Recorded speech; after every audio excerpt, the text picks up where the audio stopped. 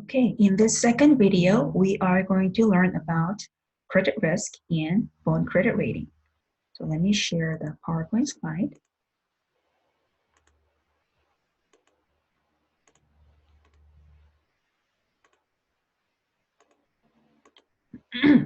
So remember, the most important nature or feature of the debt contracting is the presence of the promises. So just unlike the equity contracting, in debt contracting, companies do provide promises to debt holders in terms of the future payment. Okay, so when debt holders provide the debt capital to the company, in return, they receive the promises about their future cash flows in the form of interest and principal payment. So, at a glance, you may think that debt contracting is risk-free or safe. So, because they have promises in terms of the cash flows that they can receive in the future. But unfortunately, human beings can breach human beings can breach on their promises. Therefore, there is always a risk that the company will not keep up their promises, which is called the credit risk.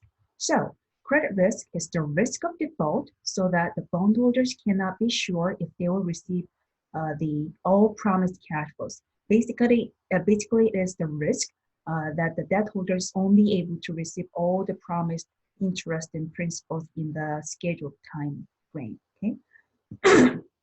So, which organization or institution do you think is risk-free or 100% credit-worthy? Well, in the US, only the US government is considered to be 100% credit-worthy. So, the bonds issued by the US government, in other words, US Treasury securities, are widely regarded to be risk-free or risk-free bonds or no credit risk bonds. All other institutions other than US government is considered to be risky to some degree. So other than US government, all other institutions and corporations, if they want to borrow money from investors, they have to offer more than what the US government is offering, okay? Because investors will demand a higher interest rate to compensate for the presence of the default risk. So for all other institutions other than US government has to offer higher rate than the US government is offering. Therefore, the difference between the yield of the corporate bond and the yield of the same maturity treasury security is called credit spread. Let me show you this example.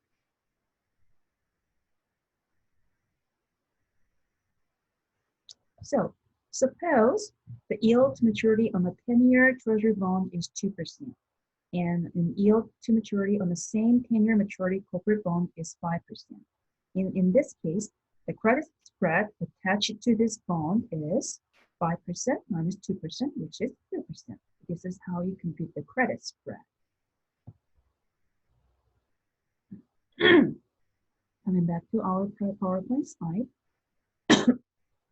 Then, if the credit risk is the single most important risk that debt holders will care about, there should be a practical way to evaluate the amount of credit risk involved, right? For that purpose, bond credit rating is prepared. So bond credit rating is an evaluation of a borrower's ability to repay debt. So it helps investors assess creditworthiness of a company.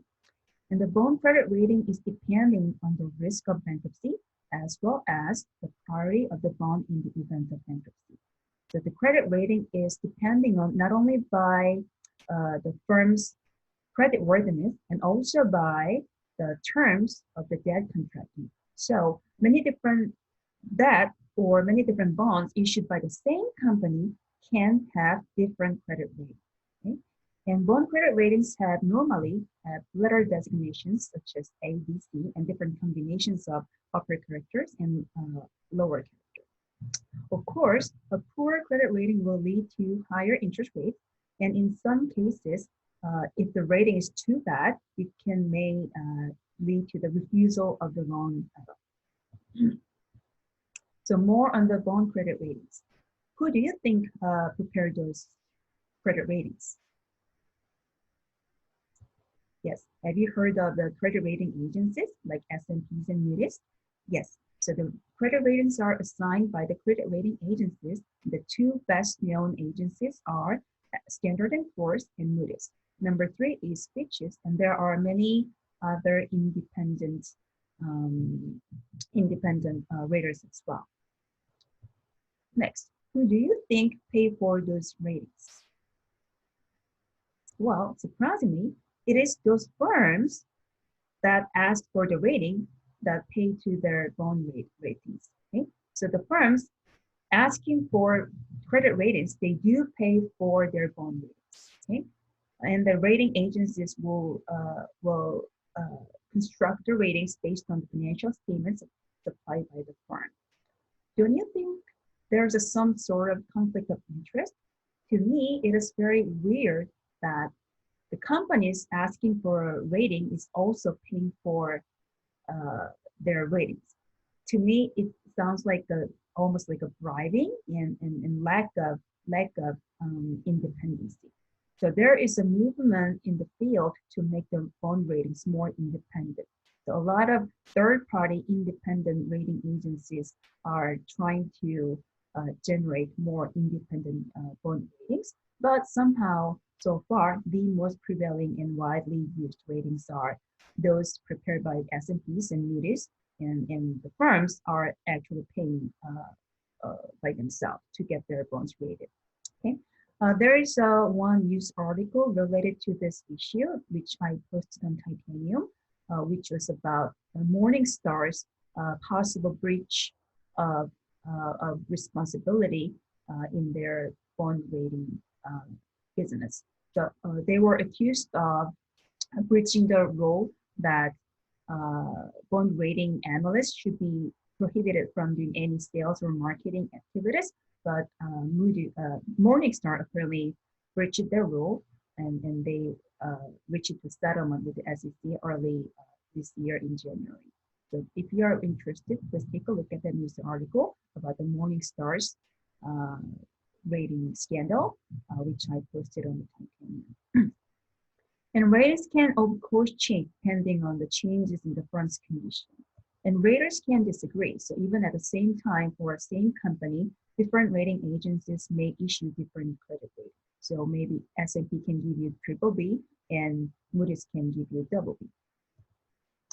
Well, this chart shows you the bond rating scale. We are looking at the two most popular scale. One is prepared by Moody's and the other prepared by Standard & Poor's. Let's focus more on the Standard & Poor's because S&P bond rating is the most widely accepted and used bond ratings. Okay? Well, as you can see, the bond rating scale starts with a triple A. So triple A is the highest possible credit rating. And as you can see, as of year 2011, there were only 6 companies, public companies, which obtained the triple A credit rating. So obtaining the triple A credit rating is very, very super hard. And only a small number of super high quality companies can obtain this highest possible credit rating. And then the rating scale go down, proceed like double A, single A, triple B, double B, single B, triple C, double C, and single C and B. And as you come down on the scale, of course, the credit worthiness of the company, it gets lower. Okay? I don't want you to remember entire credit scale, but I want you to remember is the cutoff between the investment grade bonds and speculative grade bonds. Using the Standard & Poor's rating scale, the cutoff between the investment grade and speculative grade is triple B. Using the Moody's scale, it is BAA. Okay, so for a company or a bond to maintain the investment grade, the lowest possible rating is triple B by Standard & Poor's and BAA by Moody's. Okay, starting from the double B by S&P scale or BA in Moody's scale, the ratings become speculative grade. So anything below double B and below, BA and below, they are considered speculative grade. Okay. So, in general, investment grade bonds, they are regarded to be relatively sound assets. They are relatively safe assets to invest in. But all bonds that fall into the speculative grade category, they are considered to be very risky and involving huge amounts of risk. Investors are supposed to take a much bigger caution before they invest in speculative grade bonds. So not surprisingly, the yield jumps inappropriately when the grading falls down from triple B down to double B. So there is a staggered jump in the yield when the grade degraded from the triple B down to double B. Let's talk more about the junk bonds. So anything less than an S&P's double B or a Moody's BA is called junk bond, basically speculative grade bonds. Okay, you think the term junk bond is too offensive? Then a more polite euphemism for junk bond is high yield bonds. So they're all three terms are referring to the same thing. Investment grade bonds, junk bonds, and high yield bonds, they are all referring to the same thing. Bonds with rating below double B by S&P and below BA by Moody's. And there are two ways that you can become a junk. Number one is to born as a junk, and number two is to become a junk over time. So the bonds that are issued even at the inception with a speculative grade is called original issue junk. As opposed to that, when a bond is issued as an investment grade bond, but over time, due to the deterioration in the firm's condition, if the grade degrades down to a speculative bond, then such bonds are called fallen angels. So this chart shows you the yield curve for various ratings. The blue chart is the yield curve for a U.S. Treasury securities. But by the way, when the market is normal, the yield curve is upward sloping. But nowadays, on a side note, nowadays the market is not working normally, so the yield curve is more like a U shape like this. Anyway, the yield curve for the U.S. Treasury is the lowest possible yield, okay? Because U.S. government is considered to be no credit risk, okay, and 100% credit worthy. Sorry. And the green chart shows you the yield curve for the AA rated corporate bonds. As you can see, the green chart is always above the blue chart. Okay, it means that credit spread is always positive, and AA rated bonds, AA rated companies, for them to borrow money from investors, they have to offer more than what the U.S. government is offering. So as we have discussed before, the gap is called the credit spread. And the yellow chart represents the yield curve for BBB rated bonds.